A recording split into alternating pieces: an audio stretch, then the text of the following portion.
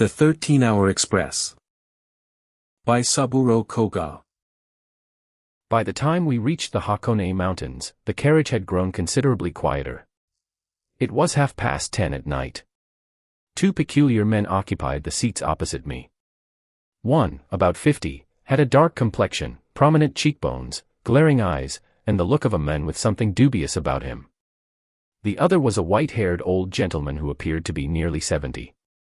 From the very beginning of the journey, they had been muttering to each other about nothing but sinister crimes, and they still showed no sign of stopping. For a while after the train glided out of Tokyo Station at 8, I had caught only fragments through the uproar, the noisy conversations, passengers standing on seats to arrange luggage flung haphazardly onto the racks, people calling busily for lunch boxes and tea whenever we stopped, and the dense cloud of tobacco smoke filling the carriage. But once the ill-mannered travelers had eaten all they could, scattered all the litter they could, and begun to doze, every word of the conversation came through distinctly, setting my nerves more and more on edge. "That is the difficult part, you see," said the man with the prominent cheekbones. "The victim of blackmail always has some weakness to hide, so he cannot readily go to the police. Blackmail is one of the hardest crimes to prevent." "Quite so," the old gentleman replied, his white beard trembling. "As men grow ever more cunning, blackmail will only become more common." I stole a glance at the private detective seated on my right as my bodyguard. He leaned far back with his eyes closed. I pressed a firm hand against my inside pocket. Who in the world were those two men? I had rushed into the carriage early, determined to secure a window seat, but the sharp-cheeked man was already sitting opposite. When the private detective took the seat beside me, the white-haired gentleman moved with astonishing agility for a man of his age and claimed the empty seat across from him. Thus the four of us sat knee to knee. The two opposites soon began to talk, though they did not seem to have known each other before. Neither carried anything resembling the luggage one would expect on a long journey. Perhaps it was only my imagination, but the old gentleman's white hair and beard looked somehow pasted on. I felt my whole body tighten. The truth was that my inside pocket contained the enormous sum of 10,000 yen, all in 100-yen notes. There was a reason why an ordinary student like me was carrying so much money. I was taking it to my friend A, in Osaka. Calling him merely A may mean little, but everyone knew the moneylender A. My friend was his only son. The elder A was notorious as the very model of a miser, greedy, cold-hearted, and crafty, a man who valued human feeling less than a broken straw sandal if money was at stake. His son, by contrast, was passionate and sentimental. Naturally, they could not get along, and my friend was forever railing against his father. Whenever we met, we studied ways of extracting money from the old man. In our view, taking as much as possible from him and putting it to some useful purpose was positively necessary. It would atone for his sins and amount to a public service on our part. We racked our brains, but he was hardly the sort to fall for the armchair schemes of two green youths. Every attempt ended in failure. When summer vacation began, we ignored those failures and once again discussed how to get money out of him. My friend soon left for Osaka. There he suddenly conceived a stratagem, and the two of us put it into action from opposite ends of the country. The idea came from two major blackmail cases that occurred in Osaka shortly after my friend arrived. They were reported so sensationally in the newspapers that the police came under heavy criticism, and some readers may remember them. A violent gang, although no one actually knew who was responsible, had sent threatening letters and extorted vast sums from two wealthy men. Inspired by this, my friend decided to borrow the gang's name without permission and blackmail his own father. I had a vague recollection of reading something similar in a detective story. Perhaps that was where he got the idea. My friend styled himself a member of the gang, carefully disguised his handwriting, demanded a ransom from his father for his own release, and disappeared. To me he sent a letter in his own trembling hand, declaring that his life was in danger and begging for help. My role was to carry that letter to his father, rush in wearing an expression of horror, and persuade him to comply. It was no small assignment. His father was genuinely shaken. He insisted on notifying the police, but that would have ruined everything. I described the gang's brutality and pleaded that nothing could outweigh the life of his only son. I urged him with all my might to obey their instructions, until at last he consented with great reluctance. As the letter directed, the money was to be delivered at a certain place in Osaka, and he asked me to carry it there. I gladly accepted. When I received the 10,000 yen in a bundle of 100 yen notes, even I trembled a little. To keep it from looking like money, he wrapped it casually in newspaper. I tucked it securely into my inside pocket.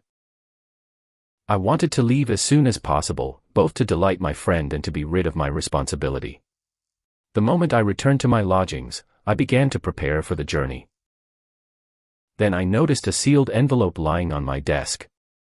It bore only my name and had plainly not come through the post. There was nothing written on the back. When I summoned the maid and asked about it, she said a rickshaw-man had delivered it a short while before. Puzzled, I opened the envelope. As I read, a cry escaped me. You have presumed to use, without leave, the name of our society, which punishes the wealthy in the cause of justice, and for private gain have deceived your own flesh and blood. Your offense is grave. Surrender at once the money you have obtained, or we shall visit violence upon you. The XX Society.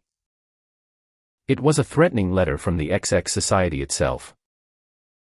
How had they discovered our scheme? How did they know I had succeeded? And what in the world was I to do? It was too late to go to the police.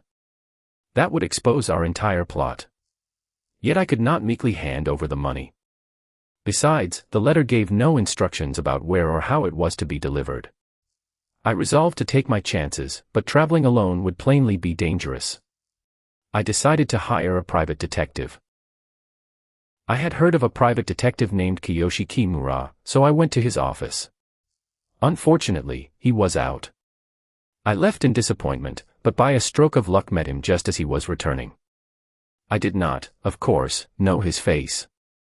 Yet he was a detective after all. The moment he saw me, he smiled with an intelligent, manly expression and asked, "I am Kimura. Were you perhaps coming to see me?" Kimura readily accepted my request and agreed to assign one of his men as my guard. That is the man now asleep beside me, although he is probably only pretending. And so 10,000 yen lay concealed in my pocket, while I had to keep watch in every direction. At some point, the two suspicious men had begun discussing disguises. In Western detective stories, said the dubious-looking man with prominent cheekbones, crunching on something as he spoke, disguises are used all the time. But they are remarkably difficult for a Japanese person to manage. Just so, the old man answered briskly. In the old days, when men wore topknots, one could alter one's appearance somewhat by dressing as a samurai or a townsman. When I fled during the Battle of Uyeno, I changed into a townsman's clothes at Senju. Ah, that was a narrow escape. The Battle of Ueno. That takes us back, the sharp-cheeked man said in surprise. He kept dipping a hand into a small tin on his lap and crunching its contents. They were peanuts. Their skins littered not only the floor around his feet but even my knees. "Would you like one?" he asked abruptly, thrusting the tin before the old gentleman. No. I cannot chew those, the old man said, waving them away. Is that so? I am very fond of them myself. They say they contain vitamins. He pinched one up and popped it into his mouth. My eyes happened to fall on the old gentleman's profile, and inwardly I cried out. I had once read in a detective story that parents and children, or brothers and sisters, who showed no obvious resemblance face on often shared something unmistakable in profile. Ever since, whenever I saw a likely mother and daughter or brother and sister together on a streetcar, I compared their profiles and marveled at the truth of it. Now I made a great discovery of my own: a disguise was easier to penetrate from the side. The contour of the white-haired old man's profile was astonishingly young and firm. He was certainly no old man, he was in disguise. Once the thought occurred to me, his hair, though skillfully made to resemble natural growth, looked unmistakably like a wig. I turned discreetly toward the detective to alert him. His head still rested against the panel behind us, but his eyes were open to narrow slits and fixed on the old man. He had noticed too, The train ran along Suruga Bay. Outside the window was darkness, yet I could just distinguish what must be the sea. A cool breeze pleasantly stroked my skin, sticky with sweat. It was midnight. Before long, the train began gradually to slow. It clattered and swayed from side to side, then glided into a dimly lit platform. We had reached Shizuoka. The passengers stirred into commotion again. Vendors ran busily along the platform, shouting at the tops of their voices. The two men opposite stopped talking. The sharp-cheeked man clutched his peanut tin in one hand at his waist and leaned half his body out the window. The white-haired old man closed his eyes and dozed. "Is this Shizuoka?" The detective, making a show of having just awakened, asked the question as he lit a Shikishima cigarette.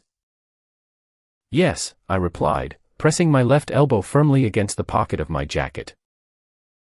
"It is terribly close in here." "It is." "Why not take off your jacket?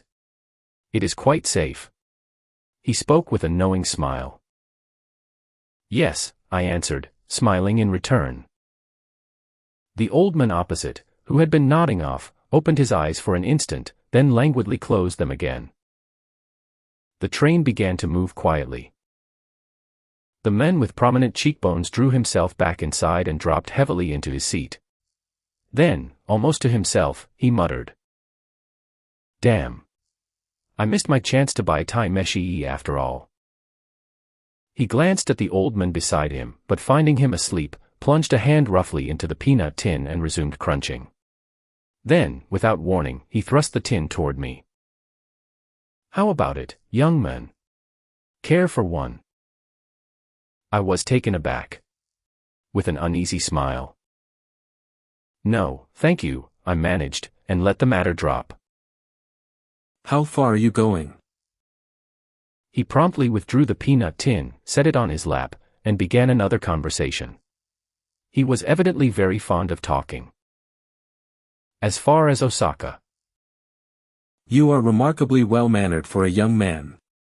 His remarks had no connection whatever. "You are keeping your jacket on, I see."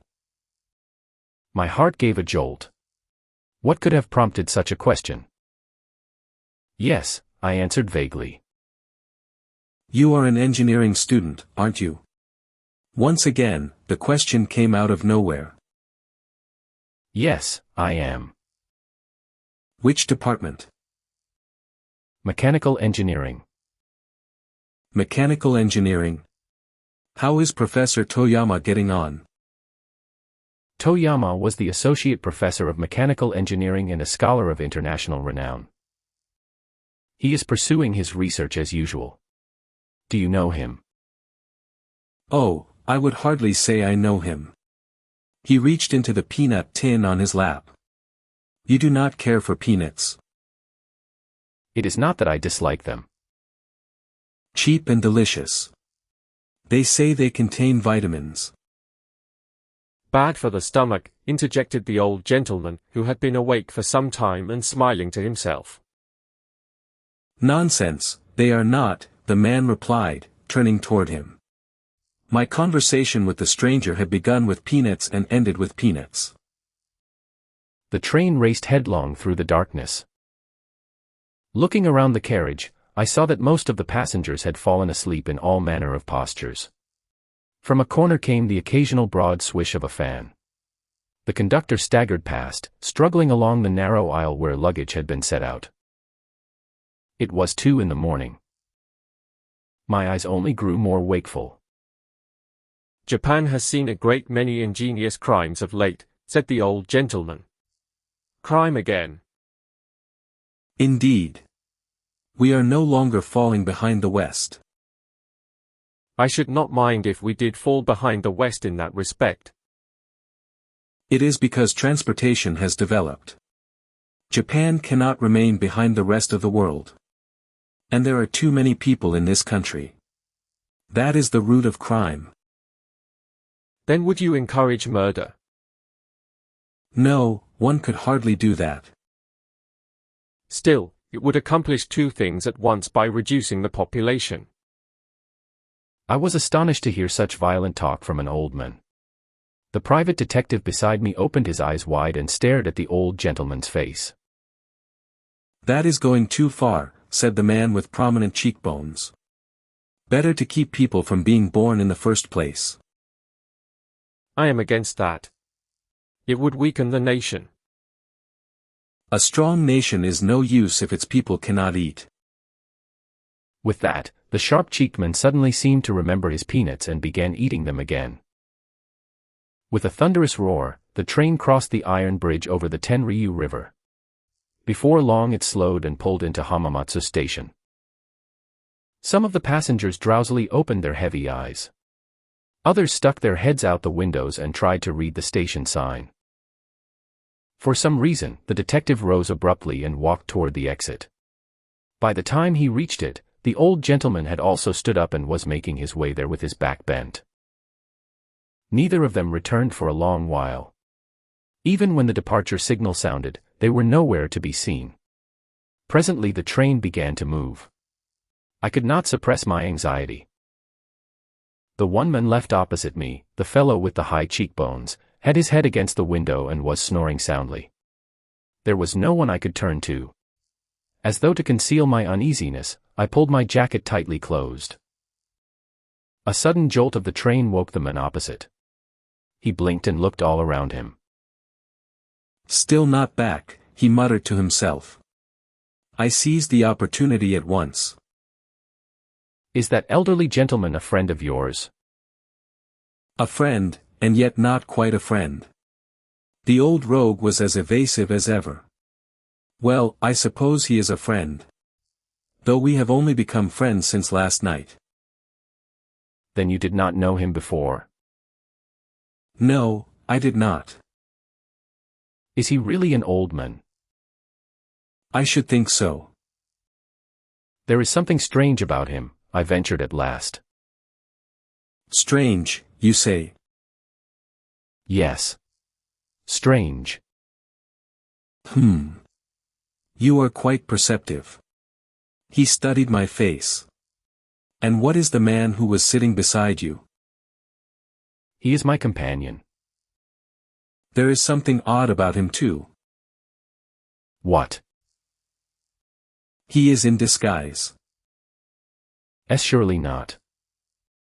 I denied it in haste, but on reflection I realized that the man had come to Tokyo Station the previous night bearing a letter of introduction from Detective Kimura. He was Kimura's subordinate and had been assigned to guard me. In other words, I had never met him before. He might well have been disguised for some purpose. "He is disguised. Can you not see it?" I had no idea what to say. "You have not known him for long, have you?" "No," I answered softly. His brilliant eyes had pinned me helplessly in place. It is a matter of psychology. You said the man beside me was not an old man because you suspect him. Yet you failed to see through the disguise of the man beside you because you trust him. Few things affect an outcome as greatly as trust and suspicion. The success or failure of a crime comes down to that. If one is trusted, the crime succeeds with ease. If one is suspected, it is bound to fail. As he spoke, his fingertips busily searched the familiar tin. Unfortunately, only a few peanuts remained, and he could not manage to pick one out. At last he tilted the tin and peered inside. Then he fixed his gaze on me as I sat in silence and said, "You are not carrying something valuable, are you?" I nearly jumped. Instinctively, I pressed a hand over my pocket. "Aha! You are. In your left pocket. Money, perhaps." I turned pale. Who was this dark-complexioned, sharp-eyed man with the jutting cheekbones? Why did the detective not come back? The train was racing past Lake Hamana. It was 3 a.m. If you are carrying money, you are in considerable danger. Your opponent is no ordinary man. You have been clutching your jacket for dear life, but the package may already have been switched. The mysterious man spoke with a perfectly serious face. As if acting under a hypnotist's suggestion, I felt the newspaper-wrapped parcel through my pocket. Perhaps it was only my imagination, but its shape seemed somehow different. I was overcome with anxiety. Turning away, I drew it out discreetly. It appeared unchanged, and with a sigh of relief I returned it to my pocket. It was there, then. But the wrapping alone is no assurance. Those fellows are very clever at making substitutions. Anxiety seized me again. I could hardly bear not to inspect the contents. I started to put a hand into my pocket, then suddenly realized what he was doing. Damn him! He was waiting for me to open the parcel in front of him. He must have had an accomplice lure my detective away, then made me uneasy so that I would check the money. He meant to snatch it the moment I did. I would not fall for that trick. Sweat streamed from my forehead as I slipped my right hand inside my jacket and gripped the parcel tightly. Yet an indescribable uneasiness came over me. Could it have been switched? Impossible. But where had that suspicious old man gone? And the detective? Even if I examined the money here, we were aboard an express train crowded with passengers, asleep though they might be. He could hardly seize it as easily as taking something from a child in the street. I would look. It would put my mind at ease. I turned aside, quickly pulled the parcel from my pocket, and broke the seal. Opening it with hurried fingers, I found a bundle of banknotes inside. On top lay the familiar, crisp 100-yen note, prominently displayed. Relief washed over me, and at once the whole affair seemed absurd. Yet I was still uneasy. There was something unfamiliar about the bundle. I riffled through the notes. Ah! I had been tricked. Apart from the top note and the one at the very bottom, the bundle was nothing but scraps of Western paper, artfully arranged to deceive the eye. I panicked. My hands continued to thumb the false bundle without conscious thought. I had been robbed. But where had the substitution taken place? They got me, I murmured weakly. What? They got you? The hollow-cheeked man who had planted that hateful suspicion in my mind half rose and cried out under his breath. In the same instant, the peanut tin on his lap crashed to the floor. 2 or 3 passengers looked at me in alarm. The train was slowing to another stop. It was 3:30. From the moment we stopped at Toyohashi Station until the train moved again, I had no idea what to do. Should I report it to a station employee? That would accomplish nothing. Should I consult the man opposite? No, I could not afford to be careless. Tears came to my eyes. I saw before me the disappointed, reproachful face of the friend who was to meet me at Osaka Station. The man opposite had closed his eyes and looked as though he were absorbed in meditation. What in the world had happened to my detective? Rage and frustration made me want to beat my own pitiful self without mercy. Then, unexpectedly, the old man returned. Before he had even settled into his seat, the detective reappeared. I felt as though salvation had arrived. The instant the detective came near, I stood and whispered everything that had happened. The color drained rapidly from his face, and his eyes began to blaze. Remaining bolt upright, he stared hard at the old gentleman opposite. For the first time, I found the detective reassuring. Without a word, the detective tapped the old man on the shoulder and strode toward the door. The old man slowly rose, equally silent, and followed him. What was the matter with the man opposite? Pretending to know nothing of all that had occurred, he lay back and snored. He appeared to have kicked the peanut tin, which had rolled to my feet and lay on its side. I stared blankly at the 2 forlorn empty seats, the one beside him and the one beside me. Our carefully laid plan had succeeded more splendidly than ever before, only to be ruined completely by my carelessness. But when had the money been switched? After placing it in my pocket, I returned to my lodgings, visited the detective's office, and then went to the station. Considerable time had passed, but throughout it I had been doubly vigilant, keeping one hand pressed firmly over my jacket. Where could the substitution have occurred? No matter how I considered it, I could find no answer. How could I apologize to my friend? How bitterly disappointed he would be. Could the detective recover the money? Surely it would be extraordinarily difficult. Aimless thoughts churned through my mind. At some point night gave way to dawn, and fresh morning air streamed in from beyond the misted windows. The passengers began to stir. At 5 o'clock the train stopped at Nagoya. Passengers tumbled out in competition with one another, some hurrying to the washroom and others surrounding the lunch vendors. I had no spirit to do anything. Huddled in a corner of the seat, I watched the sharp-cheeked man opposite rouse himself, thrust his head out the window, and speak to a passing station employee. The train crossed the Nobi Plain, curved around the foot of Mount Iibuki, and entered the Omi Plain, yet neither the detective nor the old man returned. The fellow opposite continued snoring without a care. Holding my throbbing head, I began to doze. From extreme tension to terror, from terror to despair, and from despair to exhaustion, I drifted along the shore of Lake Biwa between sleep and waking, dreaming both dreadful dreams and fleeting dreams of joy in which the money had been recovered. Otsu, Kyoto, I was only dimly aware of them. After we passed Kyoto, my spirits gradually revived. Beyond the beautiful green rice fields of the Yamashiro Plain and the Setsu Plain that followed, the Bontan mountain range came into sharp view, while houses scattered across the fields grew steadily more numerous. Once we crossed the long iron bridge over the New Yodo River, the hurried backstreets of the city began, stained with soot and oil. At 8:30 in the morning, the train glided soundlessly into the great Osaka terminal. Neither the detective nor the old gentleman ever reappeared. As the train approached one end of the platform, the sharp-cheeked man opposite had already put his head out the window. To my astonishment, the moment they saw him, 4 or 5 gentlemanly men and more than 10 uniformed policemen rushed beneath the window. At something he said, the officers split swiftly into 2 groups and ran in opposite directions. Glancing toward the ticket gate, I saw another 2 or 3 uniformed policemen standing there. I understood none of it, but stepped from the train in dejection. After walking only a few paces, someone tapped my shoulder. I turned to find my friend A standing there with a broad smile.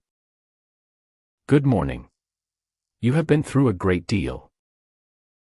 I said nothing and stared at my friend's face. Tears welled in my eyes.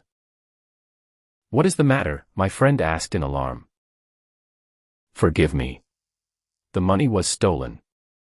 I had barely begun when the familiar hollow-cheeked man approached from across the platform, surrounded by 2 or 3 others, and called to me. "Young man, there is no need to despair. We know who the culprit is. Look, 2 men are coming this way. Which one do you think is guilty?" I looked where he pointed. Guarded by a large number of policemen, the detective and the old gentleman were walking toward us side by side. I had no idea what any of it meant, and naturally my friend understood even less. He stood rooted to the spot, wearing a puzzled expression. The party soon reached us. "Do not let him escape," shouted the detective. Why should I run? You mistook me for the thief and kept proposing that we split the money. What have you to say for yourself?" demanded the white-haired old man. "Professor, what are your orders?" A man at the head of the group, apparently a police inspector, bowed respectfully and addressed the sharp-cheeked gentleman. "The police here summoned me to lend my expertise in a blackmail case. Fortunately, aboard the train I managed to identify the culprit, or perhaps one of the culprits. I telegraphed from Nagoya. One of these 2 men is guilty, and..." Everyone looked at the 2 men at once. "My deduction points to this one." He pointed to the private detective. The men struggled, but the policeman immediately overpowered him. And as for this gentleman? Once the supposed detective had been secured, the sharp-cheeked man turned toward the old gentleman, but the latter promptly interrupted him. "I am Kiyoshi Kimura, private detective." In an instant he removed his wig and beard. I stared at his face in astonishment. He was an entirely different man from the Kimura I had met, though his brisk features did indeed look intelligent. "Yes, I thought as much," said the sharp-cheeked gentleman, nodding with satisfaction. And I believe you are the celebrated criminologist Dr. Sakata. Indeed I am. But there are 1 or 2 points I should like you to explain, said Dr. Sakata. Certainly. The truth is that the victim in the present case, consulted me about a threat involving his son, who was traveling in Osaka. I advised her to provide the full amount demanded and have one of his son's friends carry it to Osaka. I intended to follow the courier myself. To avoid suspicion, I deliberately disguised myself as a white-haired old man. By chance, however, I found myself seated beside Dr. Sakata, who not only engaged me in conversation but subjected me to a variety of tests. I found it most trying. A disguise may pass if one remains silent, but however skillfully it is made, prolonged conversation is bound to expose it. But that is beside the point. On the train, I happened to discover that this gentleman here had a peculiar companion. I watched the man's movements closely. Once along the way he left his seat and seemed intent on sending word to an accomplice, but because I remained beside him, he was unable to do so. By the time the two of us returned to our seats, the packet of money had already been switched. The man assumed I had done it. He never imagined that I was a detective, he believed I was after the packet just as he was. He therefore lured me out of the carriage and proposed that we divide the proceeds. From what he told me then, I learned that he had come to Tokyo intending to prey upon her, if the Osaka blackmail succeeded, and had cleverly discovered the details of the case had entrusted to me. He knew the original threat was false because he himself had not sent it. So he sent a second threatening letter to this gentleman, who was acting as courier. He then followed the gentleman to my office. Finding me absent, the gentleman left without accomplishing anything. The culprit approached him, falsely claimed to be me, promised to send a subordinate as his guard, and sent him home. Afterward, he disguised himself skillfully, introduced himself as Kimura's man, and boarded the same train. Convinced that I had stolen the money, he disclosed everything to me and pressed me to share it with him. So that is how it happened, Dr. Sakata said with admiration. And what led you, Professor, to identify him as the culprit? Kimura asked. A very small thing. After speaking with you at length, I judged you to be a decent man and supposed you were probably a detective. But that man, if only once, urged the student to remove his jacket. Later, seeing 2 disguised men following him, I guessed that he must be carrying something worth stealing and deliberately struck near the mark to make him reveal it. Even before that, however, I had concluded that the other fellow was after the money in the student's jacket. Dr. Sakata spoke without the least trace of pride. He paused for breath, then asked. There is one more thing I do not understand. To observe the student's psychological reaction, I suggested that the money had already been switched. I was astonished when my suggestion happened to be true. Who actually stole it?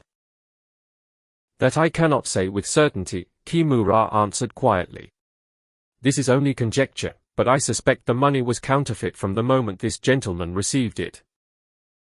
What? I nearly jumped. That concludes the affair of the 13-hour express. I may be accused of adding an unnecessary postscript, but I should mention that the money had indeed been false from the moment I received it, exactly as Detective Kimura surmised. The crafty elder had been deceived by our scheme, yet retained enough suspicion to consult Detective Kimura as well. He gave me a bundle of paper with one genuine 100-yen note at the top and another at the bottom. Why would I have doubted it? Trembling, I had accepted it as the largest sum of money I had ever held in my life. After the incident, there was an amusing confrontation in a drawing room among himself, his son, Detective Kimura, and me. Kimura condemned most severely for the false bundle. That was inexcusable. Under some circumstances, it could constitute a crime. Nothing of the sort, replied, slapping his gleaming forehead. I handed it over under threat. Fake or not, it makes no difference. But listen, Kimura pressed. It turned out well enough because the blackmailer was caught. But suppose he had not been? Your son was being held prisoner. What a useful lie. Kimura had not told her the truth. What do you think would have happened if we had carried counterfeit money there? Both your son and the messenger could have been killed. No need to make such a fuss. They would have been desperate and flustered. They would have mistaken the false notes for real ones and taken them. And if they had not? What do you mean, if? It is all over now. That will not do. It is a question of common humanity. You sent an innocent man carrying counterfeit notes straight into a tiger's den. Then I will apologize. An apology is not enough. You must make proper amends. And what do you call proper amends? 5,000 yen as my fee and 5,000 for this gentleman. You will pay 10,000 yen in all. What? That is outrageous. I shall never forget S face at that moment. He looked like the monkey who burned its paw pulling chestnuts from the fire. If you refuse to pay, I know what steps to take, Kimura said, refusing to yield. In the end, nearly in tears, wrote a check for 10,000 yen. Then, to my astonishment, Kimura immediately handed the check to S son and The next time you extract money from your father, do it a little more skillfully, he said with a smile. The Japanese Mystery Library. Classic mysteries from Japan in English. Subscribe to hear the next story.